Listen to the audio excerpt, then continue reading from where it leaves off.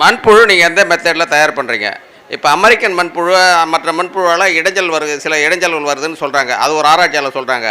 நீங்கள் எந்த முறையில் மண்புழு போகிறீங்க? அதுக்கு மூலப்பொருள் எதிலேருந்து பயன்படுத்துகிறீங்க? இந்த காய்கறி கழிவுலாம் பயன்படுத்தும் போது அந்த காய்கறி கழிவில் சில நஜ்ஜி கலந்து திரும்பி அதில் உண்டாகுதுன்னு சயின்டிஸ்ட் இப்போ லேட்டஸ்ட்டாக சொல்லியிருக்காங்க. அதனுடைய உண்மையினுடைய தாக்கம் என்ன, அதை பற்றி கொஞ்சம் சொல்லுங்கள். சரி, மண்புழுங்கிறது 3: மேல்மட்ட மண்புழு, இடைமட்ட மண்புழு, அடிமட்ட மண்புழு. இதில் மேல்மட்ட மண்புழு தான் நாம் பயன்படுத்துகிறோம். இந்த மேல்மட்ட மண்புழுக்கள் கிட்டத்தட்ட 248 வகையான மண்புழுக்கள் இருக்கிறதா சொல்கிறோம். ஆனால் நாம் இப்போ பயன்படுத்துறது 3 அல்லது 4 வகையான மண்புழுக்கள் தான். இந்த 4 வகையான மண்புழுக்களில் ஒன்று ஐசீனியா பொட்டிட்டா, நாம் துணி தைக்கிற ஊசி இருக்கு இல்லையா, அந்த ஊசி அளவுக்கு இருக்கும். அதை விட அதிகமாக போனால் புஸ்தகம் தைக்கிற ஊசி அளவுக்கு பெருசாக வளர்ந்தால் அந்த அளவுக்கு வளரும். இதுதான் ஐசீனியா பொட்டிட்டா. இது ஜப்பான்லேருந்து வந்த புழு, வெளிநாட்டு புழு தான், ஜெர்சி மாடு மாதிரி. அடுத்தது இன்னொரு புழு இருக்குது, அது யுடிலஸ் யுஜீனியா. இது ஆப்பிரிக்காவினுடைய புழு.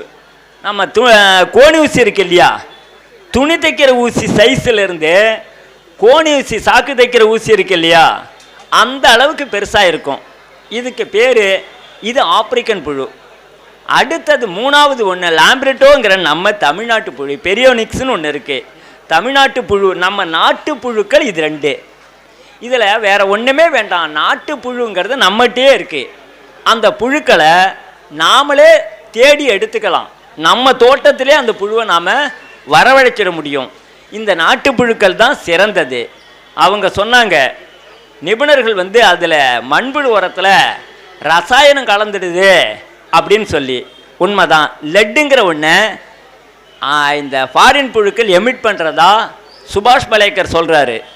அப்போது மண்புழு உரம்னாக்கா நாட்டு மண்புழு உரம் தான் சிறந்தது. நான் உற்பத்தி பண்ணுறது நாட்டு மண்புழு உரம் தான். நான் கிட்டத்தட்ட 20 வருஷமாக நாட்டு மண்புழு உரத்தை மட்டும்தான் உற்பத்தி பண்ணுறேன். நம்ம நாட்டு மண்புழுக்களை, அதுவும் எனக்கு வேண்டிய நாட்டு மண்புழுவை நானே தான் என் தோட்டத்திலிருந்தே எடுத்துக்கிறேன்.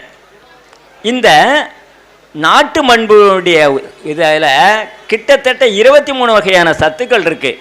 எல்லா விதமான சத்துக்களும் அதில் இருக்குது.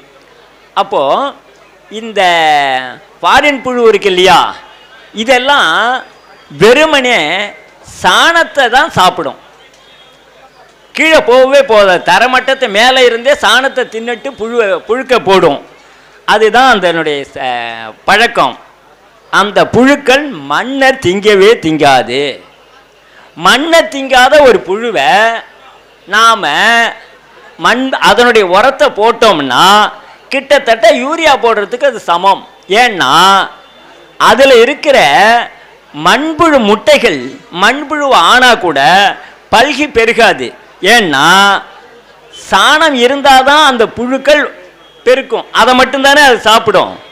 ஆனால் நம்ம நாட்டு மண்புழு சாணத்தை மட்டும் இல்லை, மண்ணையும் சாப்பிடும். பார்க்கும்போது என்னுடைய மண்புழு உரத்தை நீங்கள் வாங்கிட்டு போனால் அதில் இருக்கிற மண்புழு, சின்ன சின்ன மண்புழுக்களும் அதில் இருக்கிற மண்புழு முட்டைகளும் பொறிஞ்சு புழுவாச்சுன்னா அது சாணியை எதிர்பார்க்காது.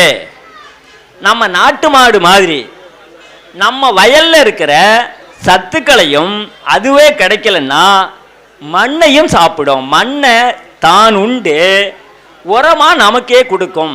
அப்படி பார்க்கும்போது வெளிநாட்டு மண்புழுக்களை விட நம்ம நாட்டு மண்புழுக்கள் மிகச்சிறந்தது. சரிதானா? புரியுதுங்களா ஐயா? அதோடு இல்லாமல் இப்போ நீங்கள் சொன்னீங்கல்ல, இப்போ வெளிநாட்டு மண்புழுக்கள் டவுன் கழிவுகள், நகராட்சி கழிவுகள் இருக்கு இல்லையா, இதில் கெமிக்கல்லாம் கூட இருக்கும், அதெல்லாம் கூட சாப்பிடும். எப்படி ஜெர்சி மாடு நீ எதை போட்டாலும் சாப்பிடுமோ அந்த மாதிரி அது எதை வேணாலும் சாப்பிடும். ஆனால் நம்ம நாட்டு மண்புழு சரியான சத்தை மட்டும்தான் எடுத்துக்கிட்டு அதை அதிகமாக்கி என்ரிச் பண்ணி புழுக்கையாக நமக்கு கொடுக்கும்.